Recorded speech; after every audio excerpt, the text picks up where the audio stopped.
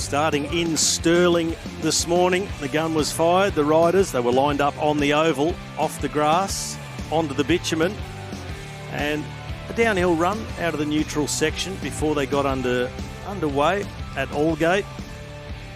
It was quick early, but it was all downhill. It was once they got on the flatter parts of the course down below, the first attacks came along. A few little skirmishes, but nothing really sticking in the first 5 or 6 kilometres. But it was not for lack of trying, just everybody fresh and ready to go.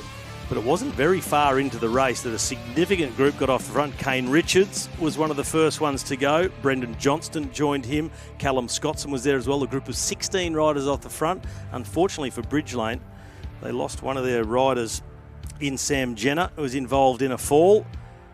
We did have one rider manage to cross the gap, and that was really quite incredible. He came from the cycling development team. That was Brady Gilmore. Here he is in shot. Quite improbable. Other riders were with him, gave it up. He continued. He made it all the way across onto the back of the group, who were already calling for drinks on what has turned out to be a very hot day in the Adelaide Hills. And this mechanical problem, this was for Brendan Davids. Fortunately, he managed to return. It was then on to the first of the Ziptrak intermediate sprints, and beginning a very good day for Bridgelane. It was JP Vandermeer collecting the maximum points, with Brendan Johnston in second position. Then the Shimano King in the mountains, and a guy with the surname Hill got to the top of the hill first. Makes sense. Ben Hill, always aggressive, always ready to get in a break, and when he's out there, he wants to make sure he picks up one of the prizes, and he will run out the leader of the Shimano KOM at the end of the day. He'll be on the podium and collect that jersey. This was Zach Marriage, who was in the breakaway for the Garmin Australian team, and once he dropped out of the breakaway, Robbie, the complexion of the race changed. Yeah, this was where everything started to open up, because with the Garmin Australia team of Richie Port and Luke Plapp no longer being represented in the break, they had to do something about it. They sent out Tompkinson, he started things, and then Luke Plapp, he wound things up on an uncategorised climb, but it split the field to pieces. Rowan Dennis said, I'll have a piece of that action as well, and the race started to explode. And so too out in front, they were aware of the chase from behind, and Durbridge was with them, so too Chris Harper. This was a strong contingent going across, and Kane Richards grimacing at the back. He has been one of the revelations of the summer already, and we're still in January. Well, the 14 out front, they were joined by 5, a 19-man group, and pre-race favourite missing was Luke Plapp, but he wasn't ready to just leave it at that. He wasn't going to miss the party. Luke Plapp, he made the most of the circuit around Lobethal and climbed his way across. The second intermediate sprint was Brendan Johnston again, and then Durbridge with his trademark move, let's roll.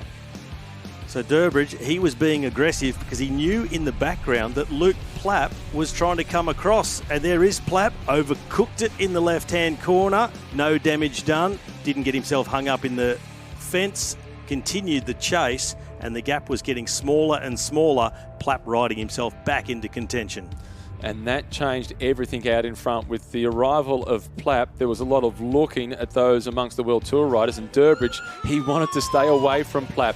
Then through town, with 2 laps to go around Lobethal, James Whelan stole the initiative. A well-timed attack, as you said, after the World Tour riders really looking at each other, placing multiple attacks, but all marking each other. James Whelan thought, looks like you've forgotten about me, but I know I've got the form. He took off. He built up a lead very quickly, and he was over a minute ahead of the rest of the chase group. And with a lap to go, he looked to have an unassailable lead. And it proved to be the case. Plapp, Durbridge, Harper, they tried to chase, but they'd left their run too late. And James Whelan, he did not falter at all. He maintained the same tempo, and by the time he arrived back in Lobethal, his advantage was 1 minute and 23 seconds. This was unfortunate for Angus Lyons, who was in the middle, and then a mechanical problem. A lot of waving and gesturing at each other back in the group. There were men like Harper, Durbridge and Plapp trying to push on and minimise the advantage, but it was James Whelan held it all the way through to the finish.